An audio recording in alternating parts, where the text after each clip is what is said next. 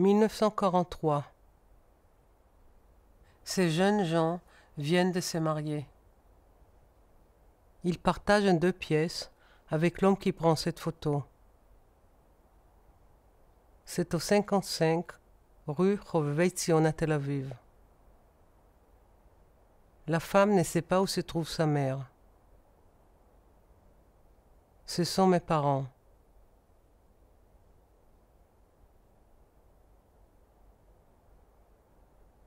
Deux ans plus tard, ma mère ne sait toujours pas si sa mère est en vie. Elle semble avoir plaisir à s'occuper de moi. L'homme qui prend cette photo est sans doute mon père. Mais le photographe pourrait aussi être l'homme de la pièce d'à côté. Tous deux sont photographes, tous deux s'appellent Hans.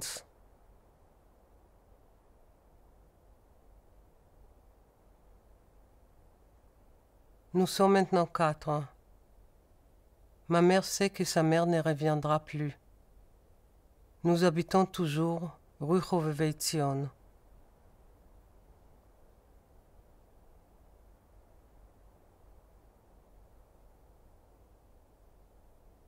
Une photo de la pièce avant mon arrivée dans leur monde. L'acte photographique est une tentative de capter un moment du présent. Le photographe vise celui ou celle qui regardera la photo dans l'avenir.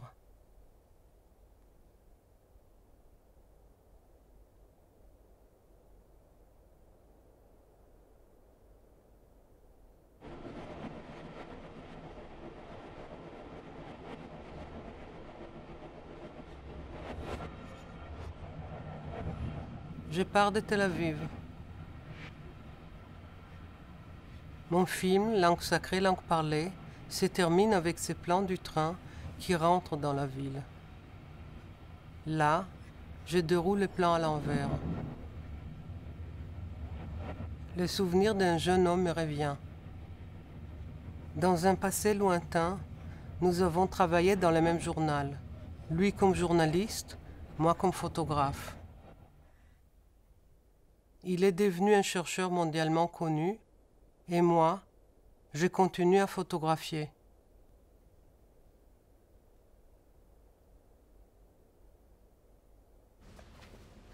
שמי עדין דודאי, אני חוקר מוח וזיכרון, אני פרופסור במכון ויצמן למדע, ועיסוקי במחקר הוא במנגנוני המוח המשרתים את הקליטה, השימור, השינוי והשימוש של זיכרון חווייתי אנושי.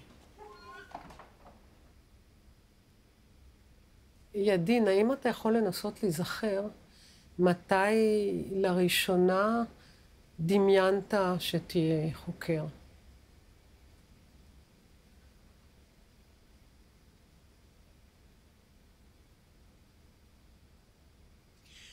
אני חושב שזה היה באיזשהו יום בסיום כיתה י' בבית הספר התיכון שבו למדתי בתל אביב, בסיומו של שיעור ביולוגיה, שבו פתאום נגלה לי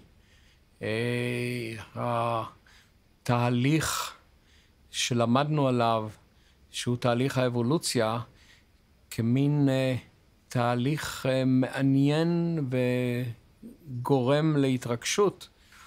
ואז הבנתי שמשהו שאולי היה בי קודם, הבנתי מחדש, או הבנתי בצורה מועצמת יותר, שהמציאות יש בה רבדים רבים, שאנחנו חשופים רק לחלק קטן מהם בחיי יום-יום, ויש עונג רב בניסיון לחדור לרבדי עומק. כמו כל זיכרון, יכול להיות שהזיכרון הזה איננו מדויק, אבל אני מאמין שיש בו גרעין של אמת, משום שאני יכול לחוות אותו מחדש.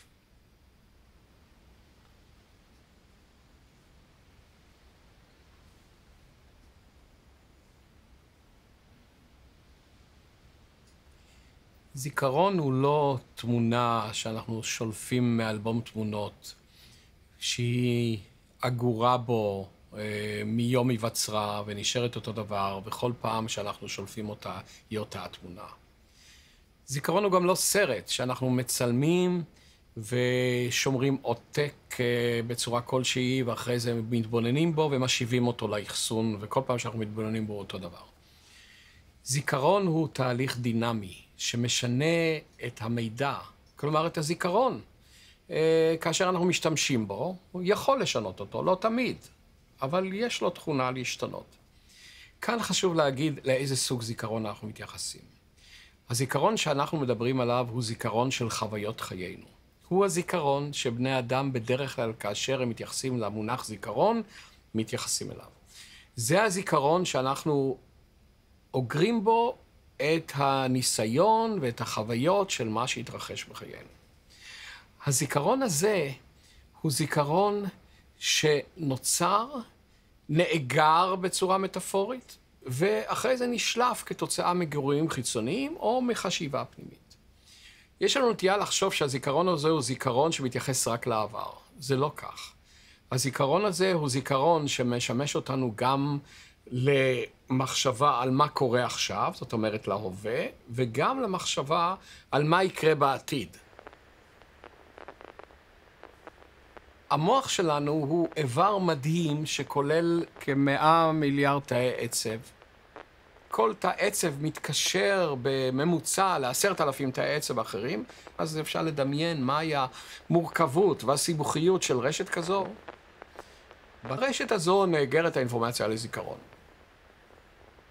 כאשר אנחנו חווים חוויה, המוח, ובעיקר חלקים מסוימים בו, כמו ההיפוקמפוס וקליפת המוח, חלקים שאין צורך דווקא להבין בדיוק איפה הם נמצאים, מדברים זה עם זה, ונכנסים לשלב שאנחנו בשפה המקצועית קוראים לו שלב הקונסולידציה, שלוקח בין דקות לשעות, ובשלב הזה הזיכרון מתגבש. ההתגבשות הזו ניתנת להפרעה. ההפרעה תבוא אם באמצעות גירוי מסוג אחר, ואם באמצעות מחשבות שתיכנסנה ותשתלבנה בזיכרון, ואם באמצעות אסוציאציות שהיה לנו קודם, הן משתלבות בסכמה של הזיכרון החדש, ויוצרות אותו, מאגדות אותו לסכמה חדשה. כל פעם שאנחנו נזכרים בזיכרון כלשהו, אירוע חווייתי בחיינו, יש סיכוי סביר שאנחנו לא נזכר בזיכרון של האירוע כפי שהתרחש, אלא אנחנו נזכרים בזיכרון קצת שונה. מה שמעניין בשינוי הזה הוא שהוא אוגד לתוך הזיכרון גם מידע חדש שנוצר בתהליך השליפה. למשל, אנחנו שולפים במקום אחר, אנחנו שולפים בזמן אחר, ציר הזמן רץ. כאשר אנחנו נזכרים בזיכרון הזה, אנחנו למעשה מבצעים מסע מנטלי אל העבר. אותן רשתות עצביות, או חלקן, שיכולות לבצע את המסע המנטלי לעבר, מסוגלות לבצע גם מסע מנטלי לעתיד. האפשרות לבצע תרחישים מנטליים לעתיד היא מה שאנחנו קוראים בשפה יומיומית לדמיין. אחת האפשרויות המופלאות שעולות במחקר היא שמכיוון שאותן רשתות עצביות מורכבות במוח שמבצעות את המסע המנטלי לעבר, חולקות תפקידים ומיקומים עם הרשתות שמבצעות את המסע המנטלי לעתיד, שיכול להיות שאי הדיוק של הזיכרונות החווייתיים שלנו, או של חלקם, הוא המחיר שאנחנו משלמים עבור היכולת לבצע את משהו מבחינתי, השיא של היכולות האנושיות, הדמיון.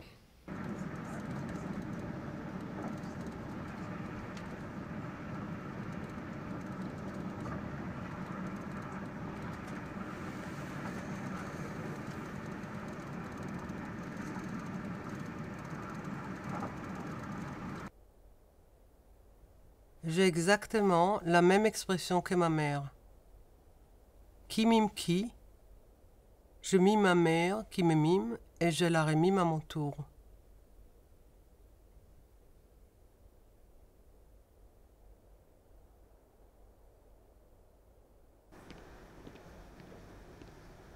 Mi chiamo Vittorio Gallese e sono professore di fisiologia alla Facoltà di Medicina dell'Università di Parma e mi occupo di neuroscienze cognitive.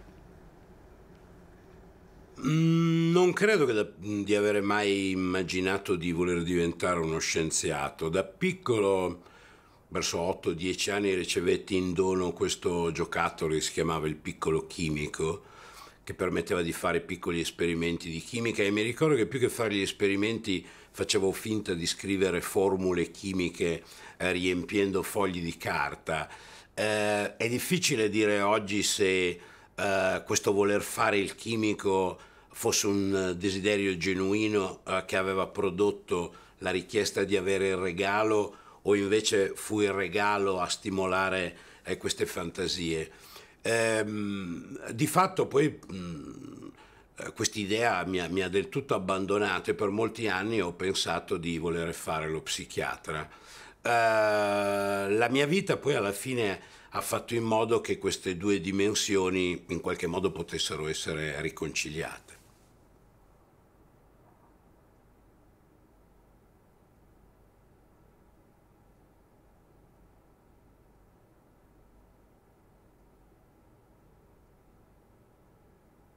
Che rapporto c'è tra il funzionamento del nostro cervello e come conosciamo il mondo? Per moltissimo tempo abbiamo pensato che il cervello abbia diviso i compiti in aree con specializzazioni funzionali. Quindi vediamo con il cervello visivo, mappiamo le sensazioni tattili con il cervello somatosensoriale e il sistema motorio ci permette di muovere il nostro corpo. La scoperta dei neuroni specchio ha un po' rivoluzionato questo concetto della percezione, dimostrando come quando guardiamo il mondo il sistema motorio è un elemento imprescindibile per capire quello che guardiamo. Abbiamo scoperto questi neuroni per caso, anche se non è stato un caso forse se li abbiamo scoperti noi, perché eravamo pronti a vederli, stavamo già studiando le proprietà visive del sistema motorio della scimmia. Detto in due parole, i neuroni specchio sono neuroni che si attivano sia quando l'azione viene eseguita, sia quando viene osservata eseguire da un altro. E dopo aver dimostrato questa caratteristica, questa proprietà, dopo un'iniziale sorpresa, non ci aspettavamo neuroni che si attivassero sia quando la scimmia faceva che quando vedeva fare, abbiamo da subito proposto che questo meccanismo potesse essere utile per capire che cosa fa l'altro. Sta prendendo, sta spostando, sta rompendo, sta manipolando. Negli anni successivi abbiamo dimostrato altre proprietà dei neuroni mirror. Questi stessi neuroni si attivano quando l'azione è eseguita, quando viene vista eseguire, ma anche semplicemente ascoltando il suono prodotto dall'azione, o anche semplicemente quando l'azione eseguita dall'altro non la vedo completamente, ma la posso solo immaginare. Questo ovviamente ci ha fatto nascere una grande curiosità, capire se questo meccanismo fosse presente anche nel cervello dell'uomo. E con una serie di esperimenti, utilizzando varie tecniche, è stato dimostrato che la risposta è sì. Anche il cervello umano è dotato di neuroni specchio. Oltretutto, nel cervello umano questi neuroni assumono delle caratteristiche ancora più sofisticate rispetto a quanto abbiamo visto nella scimmia. Ci consentono non solo di capire che cosa fa l'altro, ci consentono anche di imitare che cosa fa l'altro. L'apprendimento imitativo è fondamentale nello sviluppo cognitivo del bambino e poi dell'adulto. Imitando impariamo a suonare il piano, la chitarra, a giocare a tennis, a sciare. Bene, la vera specie mimetica è l'uomo. Noi pensiamo che un ingrediente fondamentale per consentirci queste attività mimetiche sia la presenza di neuroni specchio con le caratteristiche che hanno nel cervello dell'uomo. Questo ha sollecitato ulteriori domande. Ci ha fatto nascere l'ipotesi che un analogo meccanismo possa valere anche per il dominio delle emozioni e per il dominio delle sensazioni. E quindi abbiamo dimostrato per primi che, ad esempio, quando io provo un'emozione particolare come il disgusto, si attiva una parte del mio cervello che si attiva anche quando io osservo l'espressione di disgusto sul volto di un altro. Quindi anche nel dominio delle emozioni vi è un meccanismo di rispecchiamento. La stessa cosa l'abbiamo vista nel dominio delle sensazioni tattili. Una parte del mio cervello che si attiva quando il mio corpo viene accarezzato o schiaffeggiato si attiva anche quando io vedo accarezzare o schiaffeggiare la stessa parte corporea dell'altro. Un'ulteriore scoperta che abbiamo fatto è che nel cervello dell'uomo anche la descrizione linguistica attiva lo stesso meccanismo dei neuroni specchio. Quindi gli stessi neuroni che si attivano quando io eseguo l'azione, ad esempio afferro una tazza di caffè, si attiva quando la vedo afferrare da un altro, ma si attiva anche quando leggo o ascolto la descrizione verbale di quella stessa azione. Questo mi ha portato poi nel corso degli anni a cercare di formulare un modello che desse una coerenza integrata a queste varietà di meccanismi di rispecchiamento nel dominio dell'azione, delle emozioni, delle sensazioni. Il modello della simulazione incarnata.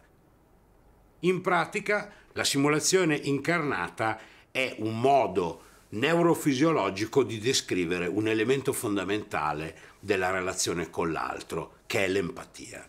Ci sono tanti modi per capire cosa fa l'altro, l'empatia è il più diretto ed è anche quello che mi permette di comprendere più da vicino, di portarmi più vicino all'altro. Oggi sappiamo perché condividiamo parte delle stesse risorse neurali, degli stessi circuiti cerebrali che si attivano quando faccio io e quando fa l'altro, quando provo io l'emozione o quando la prova l'altro. Diciamo che la simulazione incarnata e i neuroni specchio che la sottendono sono un'ulteriore dimostrazione dell'intima interconnessione che ci lega all'altro. Non siamo solo individui sociali, ci sono tante specie animali sociali, ma diciamo che la socialità nell'umano assurge al valore massimo. Noi diventiamo quelli che siamo solo ed esclusivamente in relazione alla possibilità di metterci in relazione con l'altro. L'empatia è un ingrediente fondamentale di questa relazione. La simulazione incarnata, io penso, fornisce una spiegazione neurobiologica di che cos'è l'empatia e di quindi qual è uno dei meccanismi principali, non l'unico, sicuramente il più antico, che ci consente di entrare in relazione con l'altro. L'altro non è solo un possibile enfer, l'altro è soprattutto il principale elemento che mi consente di diventare ciò che sono.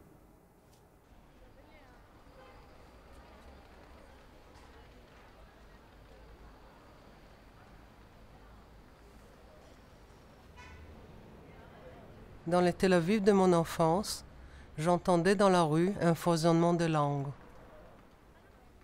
Dans notre petit appartement, nous parlions l'allemand. C'est à l'école maternelle que j'ai appris à parler l'hébreu.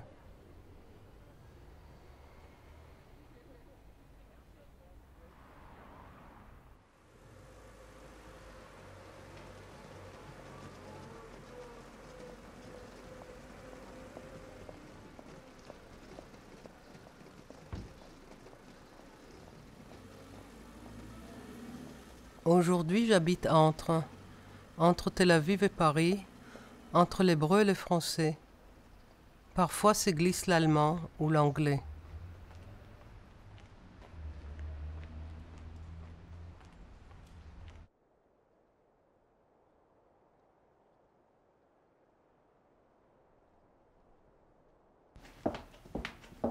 Je m'appelle Sharon Pepperkamp, je suis psycholinguiste et je travaille dans le département d'études cognitives à l'École normale supérieure.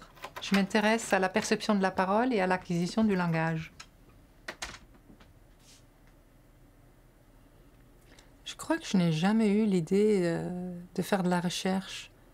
Même quand j'étais à la fac, je faisais mes études, je n'avais pas de plan préconçu sur ce que j'aurais fait après. Je me suis toujours intéressée au langage dès le plus jeune âge. J'étais fascinée par les langues. J'ai adoré apprendre des langues étrangères. J'en ai fait mes études et finalement, j'ai eu l'occasion de faire une thèse. Et c'était ma directrice de thèse qui a eu l'idée pour moi de venir ici à Paris pour faire un postdoc. J'étais à Amsterdam auparavant. Et donc, je suis venue ici, j'ai fait ce postdoc, j'ai eu un job et je suis ravie. Je suis devenue chercheuse, mais c'était pas un plan prémédité.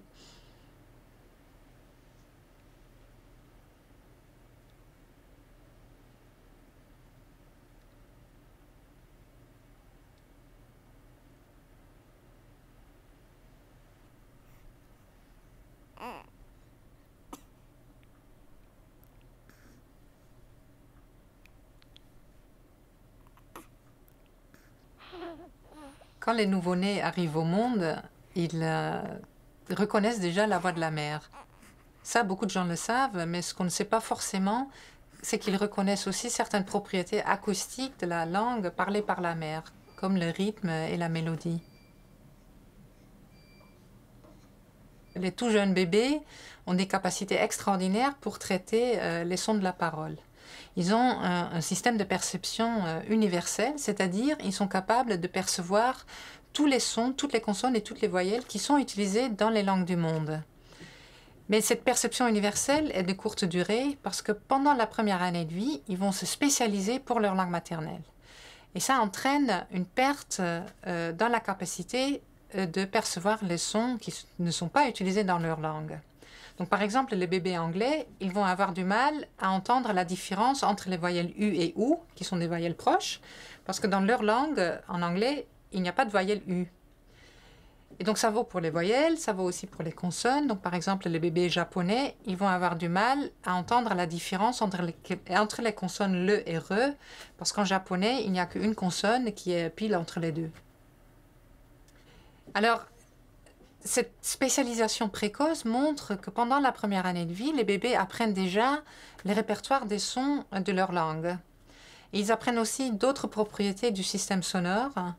Donc, par exemple, les bébés espagnols, ils apprennent à faire attention à des différences d'accentuation. Parce que dans leur langue, les mots peuvent se différencier uniquement en ce qui concerne la place de l'accent tonique. Donc, par exemple, il y a le mot mama avec l'accent sur la première syllabe qui veut dire sein, et le mot mama avec l'accent sur la deuxième syllabe qui veut dire maman. Alors, ce qui est important de savoir, c'est que même s'il y a une très grande divergence entre les langues du monde, le langage oral se développe suivant un schéma universel. Donc, quelle que soit la langue des parents, vers l'âge de 6 ou 7 mois, les bébés commencent à babiller, c'est-à-dire ils commencent à prononcer des syllabes de façon répétée, ba, ba, ba, etc. Et peu de temps après, ce babillage devient plus varié et il reflète des propriétés de la langue maternelle comme le rythme et la mélodie, mais aussi les sons qui sont les plus fréquents dans les mots de la langue maternelle sont les plus fréquents dans le babillage.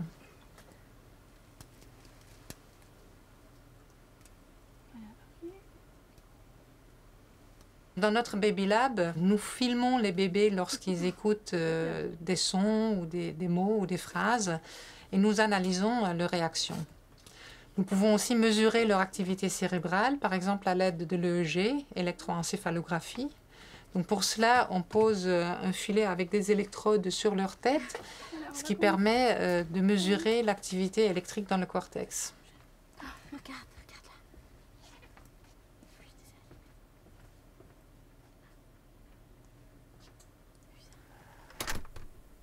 Osne. Ikdo. Ikdo. Ikdo. Ikdo. Igdo. Ofb. Ofb. Ofb. Ofb. Alors moi, personnellement, je m'intéresse à l'acquisition du système sonore du langage et je m'intéresse aussi à l'acquisition du langage, aux premières étapes de l'acquisition chez les bébés bilingues. Alors là, c'est extraordinaire parce que le langage oral chez les bébés bilingues se développe essentiellement au même rythme que chez les bébés monolingues, malgré le fait qu'ils doivent apprendre 2 langues à la fois. Et donc on sait qu'ils ne confondent pas leurs 2 langues et qu'ils sont capables de choisir dans quelle langue s'exprimer en fonction de leur interlocuteur. Donc ils apprennent vraiment 2 langues séparément, mais en parallèle. Et il se peut d'ailleurs que le fait d'apprendre 2 langues à la fois et de devoir basculer d'un système vers l'autre très souvent les rend plus flexibles que les bébés monolingues. Donc il semblerait par exemple que même avant de commencer à parler, les bébés bilingues ont déjà plus de facilité pour s'adapter à des changements dans leur environnement. Alors la question qui nous intéresse plus particulièrement en ce moment est de savoir comment ils séparent les 2 langues. Donc comment font-ils pour catégoriser chaque phrase, voire chaque mot, à une langue ou à l'autre. Et donc on sait qu'il y a des indices acoustiques qui sont très importants, c'est évident, mais il se peut aussi qu'il y a des indices visuels qui sont utilisables parce que les gestes articulatoires qu'on voit sur le visage chez la personne qui parle varient en fonction des sons et donc en fonction des langues. Qu'est-ce qu'on fait là? Ça va, ça va aller.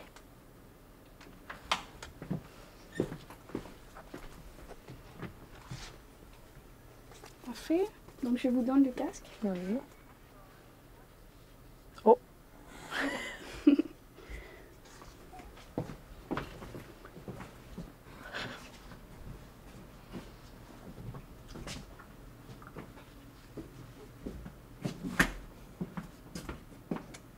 berline, diffus, cobaye, licence, volute, soudard,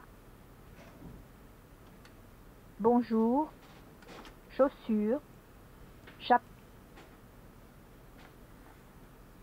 voiture, poupée, oiseau, chaussure, bonjour, biberon, encore, ballon, gâteau, voiture, chapeau, lapin, licence, busard, berline, enzyme, bigot, volute, fusain, diffus, cobaye.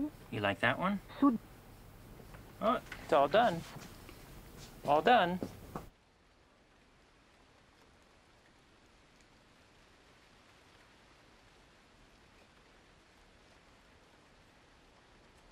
Je me souviens de ce moment magique où je me suis rendu compte qu'à mon insu, j'avais appris à lire. À l'école, on apprenait à lire l'hébreu par la méthode globale. Je ne savais lire que des mots isolés. Abba, papa, Ima, maman, Bait, maison. Puis un jour, c'était en hiver, j'ouvrais un livre qu'on venait de m'offrir et à ma grande surprise, je savais lire tout. C'était le voyage de Gulliver.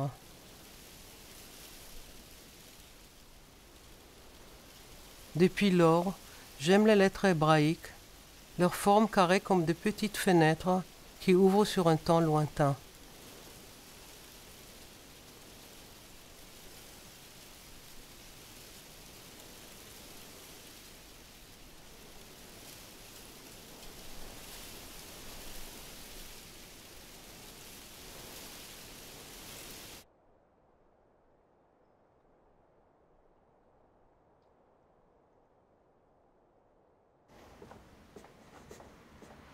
Je m'appelle Laurent Cohen, je suis neurologue à l'hôpital de la Salpêtrière et je suis chercheur à l'Institut du cerveau et de la moelle épinière, où mon principal sujet de recherche, c'est les mécanismes cérébraux de la lecture.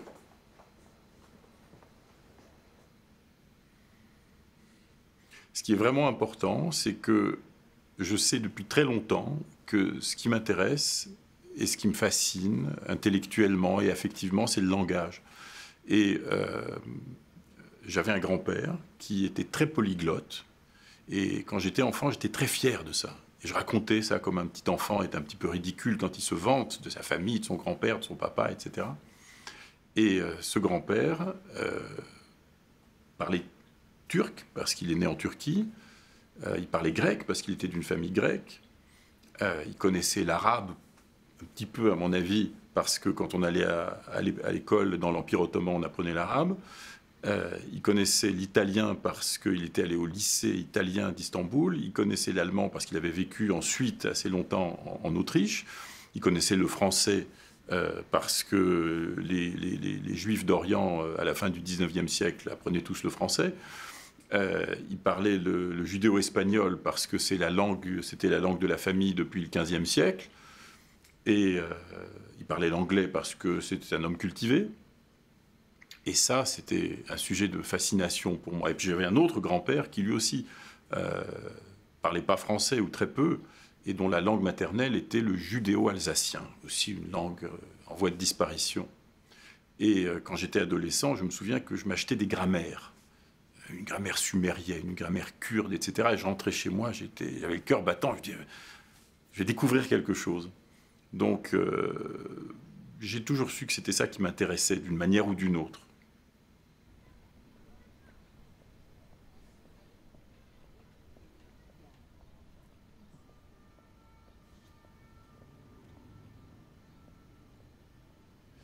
À la fin du XIXe siècle, on a commencé à comprendre des choses très importantes sur la manière dont marche le cerveau humain.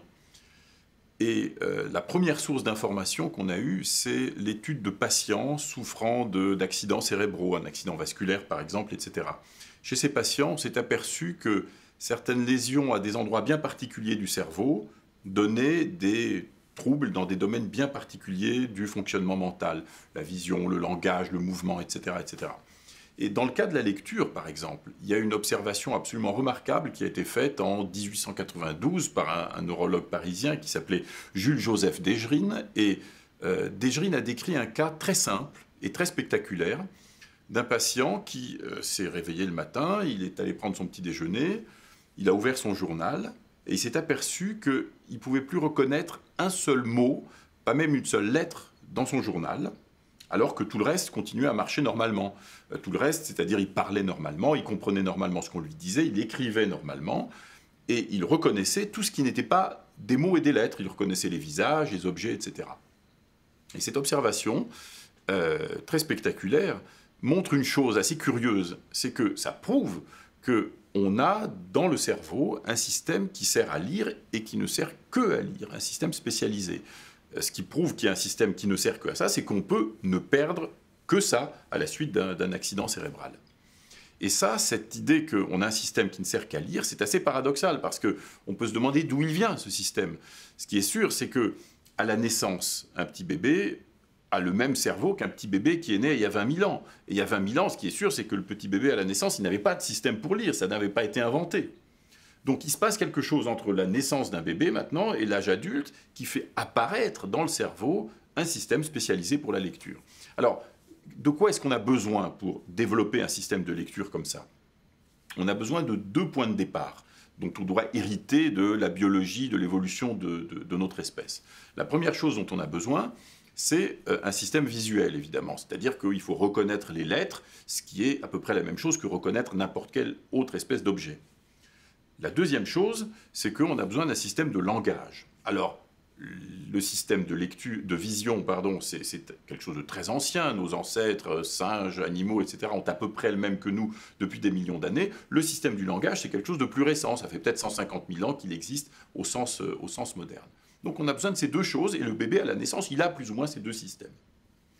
Et puis il se passe quelque chose, il y a 5000 ans, de tout à fait remarquable, une invention culturelle qui se produit à plusieurs endroits, à Sumer, en Égypte, en Chine, etc. Eh bien, les gens inventent la lecture, inventent un nouveau lien entre la vision et le langage, une autre manière de rendre visibles des morceaux de langage, des mots, des sons, des syllabes, des choses comme ça. Et donc, qu'est-ce qui se passe dans le cerveau qui nous permettent de mettre en place ce lien nouveau entre la vision et le langage?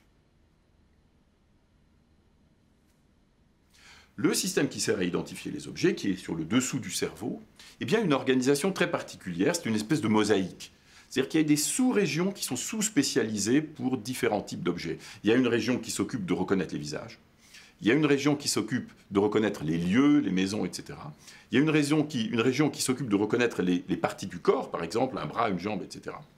Et puis dans cette mosaïque, eh bien, quand vous apprenez à lire, il se forme d'une certaine manière une région avec une spécialisation nouvelle qui est la reconnaissance des lettres. Cette région, donc, qui d'une certaine manière n'existait pas. Alors évidemment, le cerveau ne pousse pas à cet endroit-là. Ce sont des cellules nerveuses qui sont là de toute façon, mais qui changent de spécialisation, qui changent de préférence et qui développent cette spécialisation pour la reconnaissance des lettres. Et pour revenir à la toute première chose, le patient de Dejerine, par exemple, qui au cours de la nuit avait perdu la capacité à lire, eh bien, il avait souffert d'une lésion qui avait détruit cette petite région tout à fait particulière qui sert à reconnaître les lettres. Et non seulement donc on voit quelles sont les conséquences d'une destruction de cette région, mais on peut voir aussi, alors plutôt avec de l'imagerie fonctionnelle cérébrale, comment se développe cette spécialisation au cours de l'apprentissage de la lecture. Par exemple, on peut étudier cette région en IRM fonctionnel, par exemple, qui est une technique qui permet de voir quelles sont les régions qui s'activent pendant que vous faites quelque chose, pendant que vous lisez par exemple.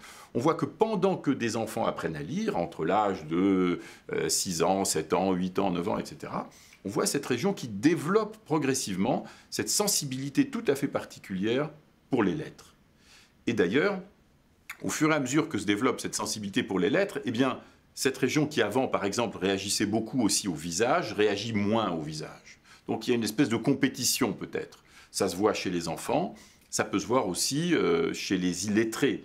C'est quelque chose de très intéressant. On peut comparer ce qui se passe dans le cerveau d'adultes qui savent lire et d'adultes qui sont absolument pareils par ailleurs, mais qui n'ont pas appris à lire. Et on voit effectivement que cette région, qui s'active fortement quand vous voyez des phrases écrites, quand vous savez lire, ne s'active pas, ou très peu, chez des gens qui n'ont pas appris à lire. En tout cas, qui n'ont pas appris à lire quand ils étaient enfants. Alors, quand on a appris à lire quand on est adulte, ça c'est très intéressant en termes de plasticité cérébrale. Quand on a appris à lire quand on était adulte, eh bien, on arrive à rattraper d'une certaine manière le temps perdu, et cette région s'active. Là, j'arrête pas de parler de système visuel, de vision, etc. Il faut savoir que c'est plus compliqué, parce qu'on a montré, par exemple, que si on demande à des aveugles de naissance de lire, par exemple en braille, donc avec leurs doigts et pas avec leurs yeux, on s'aperçoit que c'est exactement au millimètre près la même région du cerveau qui s'active et qui sert à reconnaître les lettres par les doigts que celle qui sert à reconnaître par les yeux. Autrement dit, c'est peut-être pas vraiment une région visuelle, c'est peut-être une région dont la véritable spécialisation, c'est établir un lien entre des formes et le langage. Et ces formes, finalement, peu importe qu'elles arrivent au cerveau par les yeux ou qu'elles arrivent au cerveau par les doigts.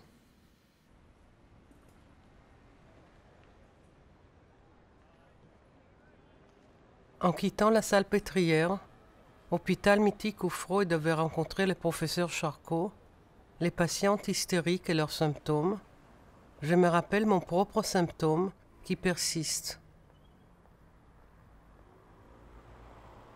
Il est apparu entre la fin du travail sur mon film d'une langue à l'autre et la préparation du suivant, langue sacrée, langue parlée. Toute odeur forte s'est traduite pour moi par un goût accompagné d'un picotement sur le bout de ma langue.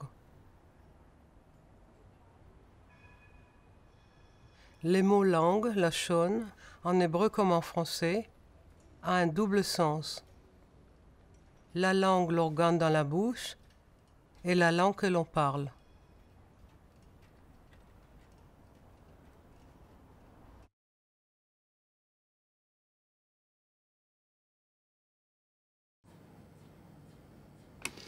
נורית, אני מסבירה כעת על המטלה. המטלה היא להזיז את הלשון לסירוגין כל חצי דקה. את תקבלי הוראות של עזז ומנוחה, וזה הכל. הכל בסדר? כן. אוקיי, אנחנו תכף מתחילים.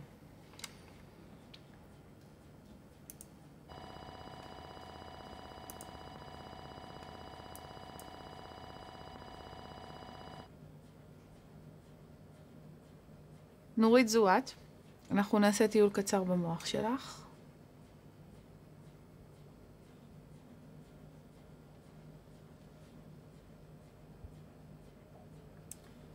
כאן למעשה ניתן לראות את האזורים שאחראים על פעילות הלשון.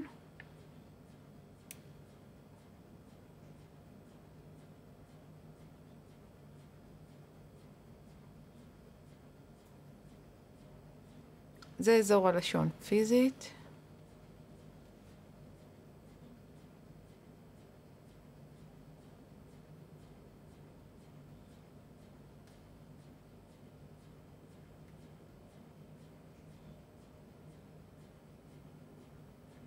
שוב אנחנו רואים את האזורים שאחראים על פעילות, על תנועת הלשון.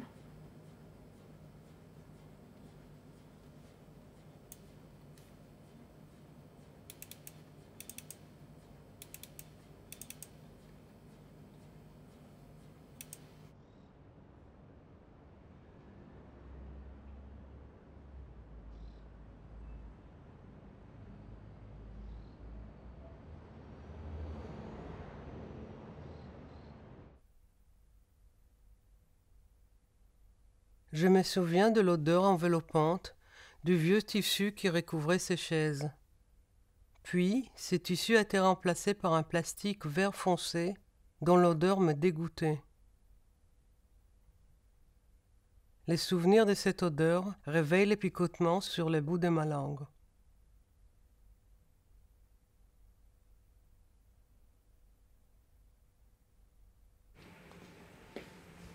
אני נועם סובל, חוקר מוח במכון ויצמן למדע בישראל, במחלקה לנוירוביולוגיה. המעבדה שלנו חוקרת בעיקר את חוש הריח ואיך המוח מאבד מידע של ריחות. בסדר?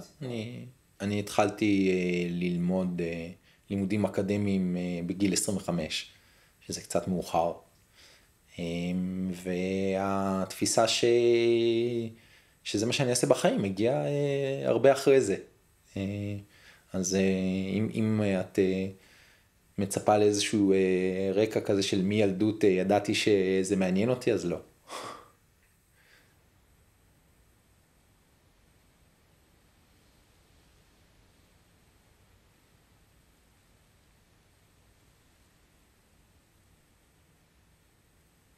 במעבדה שלנו אנחנו חוקרים את חוש הריח, ובאופן יותר ספציפי מזה, החיה הניסויית שבה אנחנו עובדים היא בני אדם. כלומר, אנחנו מנסים להבין איך עובד חוש הריח במוח האנושי. ומה שמנחה את העבודה הזו זו שאלה אחת עיקרית, שהיא זו שדוחפת את רוב העבודה שלנו, וזה לנסות להבין את הקשר שבין המבנה של הגירוי, במקרה זה מולקולות ריח שנישאות באוויר, לבין התפיסה שלהם בסופו של יום. ונכון להיום אין מדען או מדענית בעולם שיודעים להסתכל על מבנה מולקולרי זר להם חדש, ולנבוט לך איך הוא יריח, או מאידך להריח משהו ולהגיד לך מה אמור להיות המבנה המולקולרי של זה. כלומר, הקישור בין המבנה הפיזי של הגירוי לתפיסה שלו, שכל זה עובר דרך כמובן פעילות מוחית וקידוד מוחי, הקידוד הזה לא ידוע. וזה שונה למשל מחושים אחרים שבהם יש דוגמאות טריוויאליות, למשל בראיית צבע, אנחנו יודעים שאורך גל מתרגם לצבע נתפס, ובשמיעה טונלית אנחנו יודעים שתדר מתרגם לטון, ואם את אומרת לי מה אורך הגל, אני יודע להגיד לך מה הצבע שתראי, בריח אין לנו את זה, וזו שאלת השאלות. עכשיו, כשאנחנו באים לענות על השאלה הזו, יש לנו יתרון גדול במחקר שאנחנו עושים בבני אדם, וזו מהסיבה הבאה. תחילת התהליך, תהליך הריח, קורית כשריחות שמולקולות נישאות אוויר, נקשרות לקולטנים שיש לנו פה באף. הקולטנים האלה זה תאי עצב לכל דבר ועניין, זה נוירונים, אותם תאים שהמוח שלנו בנוי מהם, אבל להבדיל מכל יתר תאי העצב הקלאסיים שנמצאים מאחורי הגולגולת וקשה להגיע אליהם, התאים האלה נמצאים פה, ואנחנו יכולים להגיע אליהם באמצעות אלקטרודה שאנחנו מכניסים דרך האף, ומניחים על התאים האלה ומקליטים את פעולתן. בבני אדם יש לנו כ6 מיליון קולטנים כאלה, מ-450 סוגים שונים. הווה אומר משהו כמו 7% מכל הגנום שלך, כל מה שהוא עושה זה מקודד לקולטנים האלו, קובע סוגי הקולטנים האלו.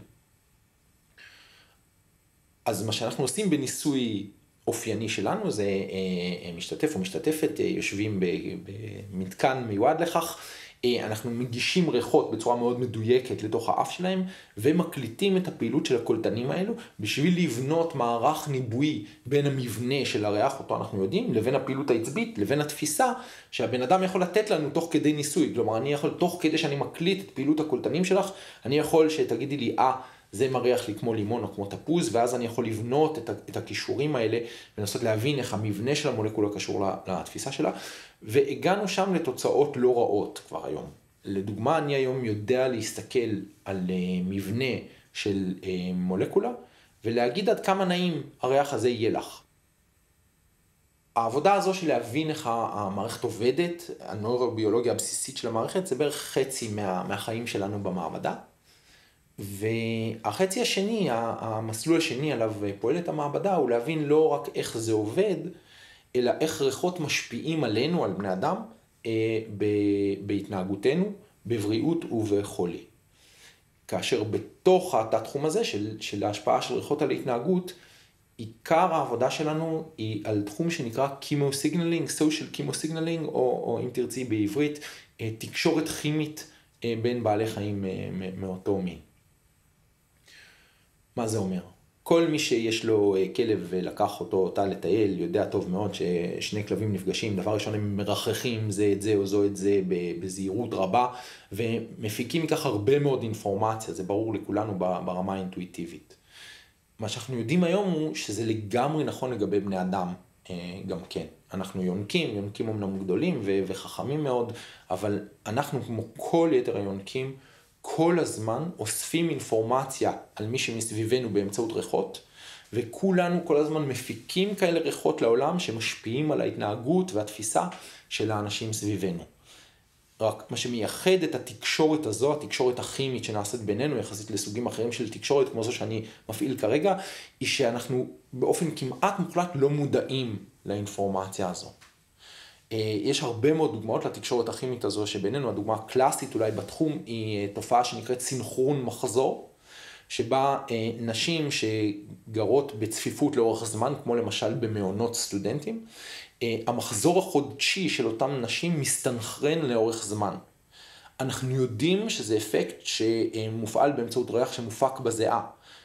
יודעים את זה כי עשו ניסוי שבו לא לקחו נשים שגרות ביחד במעונות, אלא לקחו זיעה מסט אחד של נשים, ומרחו את הזיעה הזו על השפה העליונה של סט אחר של נשים, וכך סינכרנו את המחזור החודשי של אותם נשים. כלומר, מדובר בסיגנל, במידע שמופרש בזיעה ועובר בינינו. עוד תחום שהוא מאוד אופנתי, אם תרצי, בתחום הזה של מחקר, של תקשורת כימית בין בני אדם, הוא ריח הפחד. אותו דבר שאנחנו מכירים מקלישאות, הוא אכן נכון. מסתבר שכשאנחנו נמצאים במצב של פחד, הזיעה שלנו מכילה חומרים בעלי ריח, והריח הזה משפיע על אנשים שנחשפים אליהם. כלומר, אתה חושף בן אדם לזיעת פחד, אתה גורם אצלו או אצלה לתגובות של פחד. בעוד שני הדוגמאות האלה שנתתי הם מזיעה, אני אתן דוגמה אחת למקור אחר, וזו עבודה שנעשתה במעבדה שלנו. אנחנו הנחנו שמן הסתם יש מדיות נוספות מלבד זיעה, שבהם בני אדם מפעילים תקשורת כימית, והלכנו והסתכלנו על דמעות אמוציונליות. כי דמעות אמוציונליות זה חומר מעניין, זה חומר שאנחנו מפיקים לעולם, זה מולקולות שאנחנו מוצאים לעולם, ועד שאנחנו עשינו את העבודה הזו, יש לומר, לא ידעו מה המטרה הפונקציונלית של החומר הזה, או ההתנהגות הזו, אם תרצו.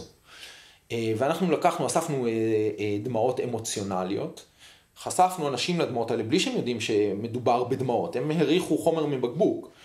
לחומר הזה אין שום ריח נתפס, כלומר זה לא אנשים אמרו לנו אנחנו מריחים כך או אחרת, ועם כל זאת גילינו שלאותן מולקולות שנמצאות בדמעות אמוציונליות יש השפעות דרמטיות על אלה שנחשפים אליהם, וההשפעה הדרמטית ביותר שם הייתה הורדה חדה ברמות הטסטסטרון אצל גברים שנחשפו או הריחו, אם תרצי, למרות ששוב אין ריח נתפס, אבל שהסניפו את אותן מולקולות. האינטרפטציה שלנו היום של הדבר הזה היא שהדמעות מכילות בתוכם סיגנל שהוא למעשה stop aggression סיגנל. סיגנל כימי שמוריד או עוצר אגרסיביות אצל אלו שנחשפים אליו, כמובן שאת יכולה לחשוב לעומק על מה המשמעות של הדבר הזה בתקשורת שלנו עם הילדים והתינוקות שלנו שבוכים, או עם אנשים אחרים שבוכים, ומה קורה אצל בן אדם שלא ער, שלא קולט את הסיגנלים האלה, ואיך הוא מגיב לעולם שסביבו. אז שני התחומים האלה, תחום אחד של לנסות ולהבין איך המערכת הזו עובדת, ותחום שני של לנסות להבין איך הריחות משפיעים עלינו בבריאות ובחולי, זה מה שאנחנו עושים במעבדה שלנו. מחד, הגענו, אני חושב, לכמה הישגים מרשימים ומשמחים במאמץ הזה, ומאידך אנחנו עדיין רחוקים מאוד מאיפה שאנחנו רוצים להיות, המקום שבו התחלתי, המקום שבו אנחנו יכולים להסתכל על מבנה מולקולרי של ריח ולנבות לך איך הוא יריח, או מאידך להריח משהו ולהגיד לך מה המבנה המולקולרי. השאלה הזו נשארה במידה רבה פתוחה.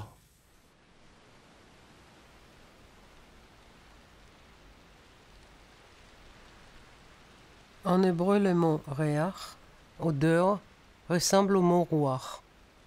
Vent, souffle, esprit. Le mot âme, c'est dit nefesh. Moi j'entends nashaf, nashfa, il, elle, a expiré. L'âme c'est dit aussi neshama. J'entends nasham, nashma, il, elle, a respiré. Expirer, respirer, le corps est présent dans la langue.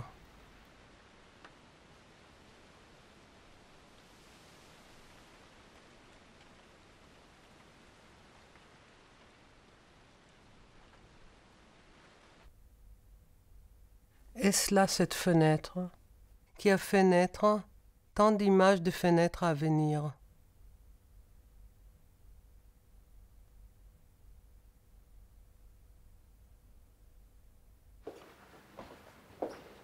Je m'appelle François Ansermet, je suis psychiatre d'enfants et d'adolescents aux hôpitaux universitaires de Genève et psychanalyste.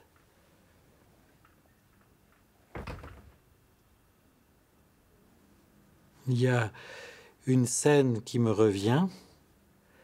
Je suis dans le couloir du cabinet de mon père, qui était médecin, et qui vient vers moi très solennel, un peu tendu, et me dit « François, tu es très malade, il faut que tu partes à la montagne pour te soigner. » En fait, je me sentais extrêmement bien et je n'avais aucune sensation de cette souffrance qui m'habitait, que mon père identifiait.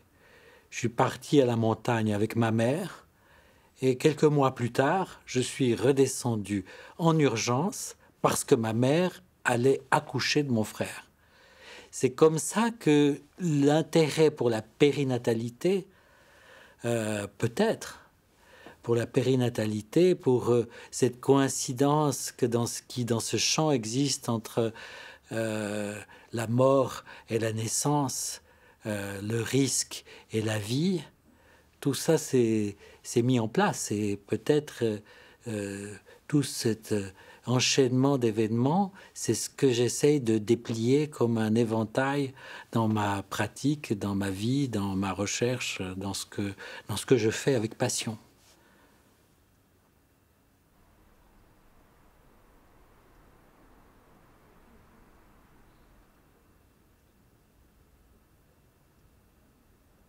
Au commencement est l'inachèvement. L'enfant est le plus inachevé des vivants. Il arrive au monde fragile, dans une dépendance totale par rapport à l'environnement. L'autre lui est nécessaire, ce qui veut dire aussi que l'autre va inscrire quelque chose de fondamental pour l'enfant. À partir de là, il va se constituer, il va advenir à partir de ce qui l'entoure, de ce qui était. Ce qui veut dire qu'il n'y a pas de destin inscrit à l'avance. On n'est plus dans l'époque du tout génétique. Il y a une sorte de paradoxe qui fait qu'on serait génétiquement déterminé pour ne pas être complètement génétiquement déterminé. On serait biologiquement déterminé pour ne pas l'être. On serait déterminé pour être ouvert à la contingence, ouvert à l'autre, ouvert au monde, ouvert à la vie. Et ce paradoxe fait qu'aujourd'hui, on se centre pas seulement sur la question de la génétique, mais aussi de ce qu'on appelle l'épigénétique, c'est-à-dire la façon dont l'environnement vient marquer le devenir d'un individu, moduler l'expression des éléments de son matériel génétique. Il y a un autre phénomène qui est important dans cette détermination d'un défaut de détermination, c'est la plasticité. La plasticité, c'est le fait que l'expérience laisse une trace dans le réseau neuronal. Ce qui veut dire que toute expérience laissant une trace, on n'utilise jamais 2 fois le même cerveau, comme on se plonge jamais 2 fois dans le même fleuve. Le cerveau est en perpétuelle transformation. Et cette question du cerveau qui se modifie, de l'épigénétique, m'a amené à un dialogue comme psychiatre, comme psychanalyste, comme psychiatre travaillant en particulier dans le monde de la petite enfance, de la périnatalité, autour de la naissance, à échanger spécifiquement avec un neurobiologiste, quelqu'un de très engagé dans les neurosciences, Pierre Magistretti, avec lequel nous avons écrit plusieurs livres, dont « À chacun son cerveau », c'est-à-dire la rencontre entre neurosciences et psychanalyse autour de l'irréductible question de la singularité. Si l'expérience laisse une trace, nous sommes chacun unique, différent et irremplaçable. Et ça, c'est très très important pour concevoir le devenir d'un enfant. Le devenir, c'est autre chose que son développement. Le devenir est toujours singulier, toujours surprenant. Et on a écrit un autre livre qui s'appelle Les énigmes du plaisir. Les énigmes du plaisir sont centrées sur le fait que le cerveau, les traces inscrites dans le réseau neuronal n'existent pas toutes seules. Le cerveau est dans un corps. Et au fond, on a pour chaque expérience à la fois une trace dans le réseau neuronal et en même temps un marqueur somatique, un état du corps qui lui est associé. C'est très important parce que dans la mémoire, ces 2 éléments entrent en jeu. On peut avoir un rappel d'un souvenir par un état du corps, par une odeur, par une sensation, par une expérience particulière d'immersion dans un environnement qui nous rappelle quelque chose et qui va créer une évocation mnésique. Et je pense que tout l'intérêt de cette collaboration entre neurosciences et psychanalyse est aussi dans cette tension entre les traces, les représentations, les traces mnésiques dans le réseau neuronal et les états du corps, les émotions, qui jouent un rôle fondamental. Et on doit explorer aujourd'hui cette interface entre le corporel et le psychique. C'est justement la perspective de Freud avec le concept de pulsion. La pulsion fait des tours et des détours. Elle nous dévie de notre trajet.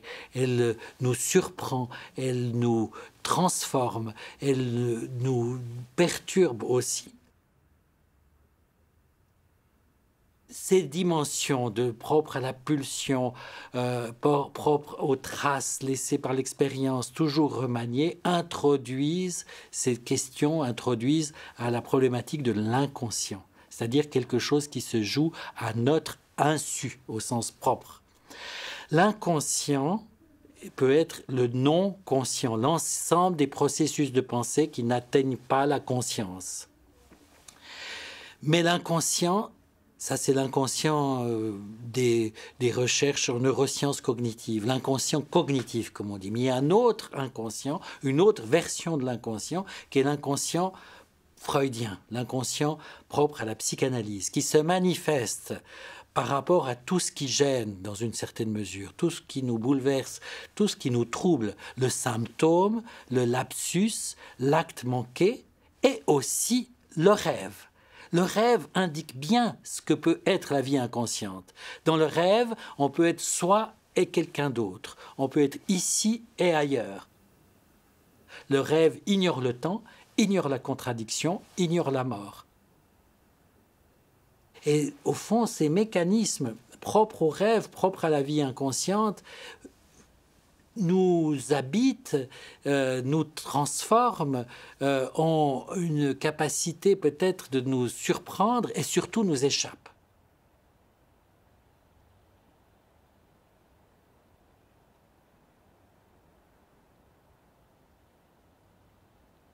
Finalement, par rapport à ce qui nous détermine, par rapport à la structure génétique, aux événements épigénétiques, aux traces laissées par l'expérience, aux marqueurs somatiques, on pourrait dire que tout ça, c'est comme une partition. C'est une partition et chacun est l'interprète de cette partition.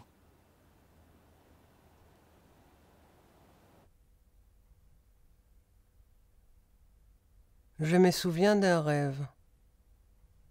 Je me trouve au milieu d'un chemin. À ma gauche, il y a la mer Méditerranée, du côté de Gaza. Haza en hébreu, qui veut dire forte. Devant moi, lointaine, inatteignable, Jérusalem, Yerushalayim en hébreu, dont la première et la dernière lettre forment le mot Yam, mer en hébreu. À ma droite, la mer morte. En passant par le français, dans la ressemblance entre le mot mer et mer, j'entends que j'ai le choix entre trois mers. Une mer forte, une mer idéale inatteignable et une mer morte.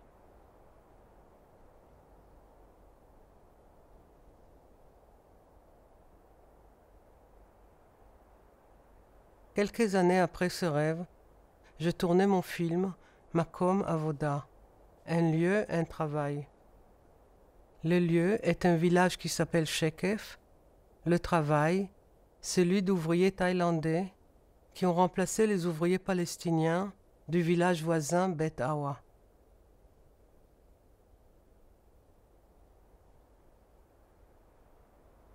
Un guide local, à qui je demandais l'origine du nom Shekef, a supposé que Shekef venait du mot Hashkef, qui signifie en hébreu « regarde, vois de loin ». Il a ajouté qu'à l'époque antique, on pouvait voir de cet endroit la route qui menait à Jérusalem au nord et celle qui allait à l'est vers la mer Morte. J'étais sidéré. C'était exactement la même topographie que celle du rêve que j'avais fait 5 ans auparavant.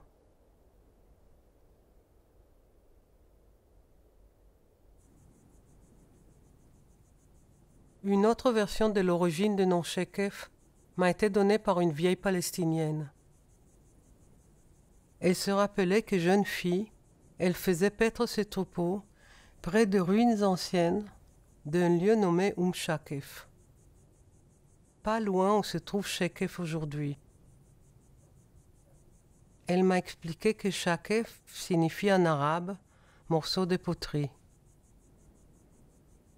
Shakef voudrait dire alors mer des morceaux de poterie.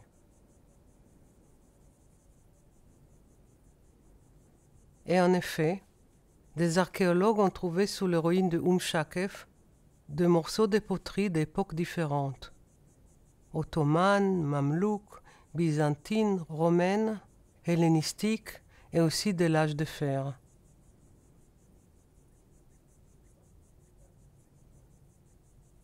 Ces traces de mémoire et ce récit s'entremêlent pour moi avec le film que je tournais sur place et avec le rêve que j'avais fait bien avant de connaître ces histoires et ces lieux.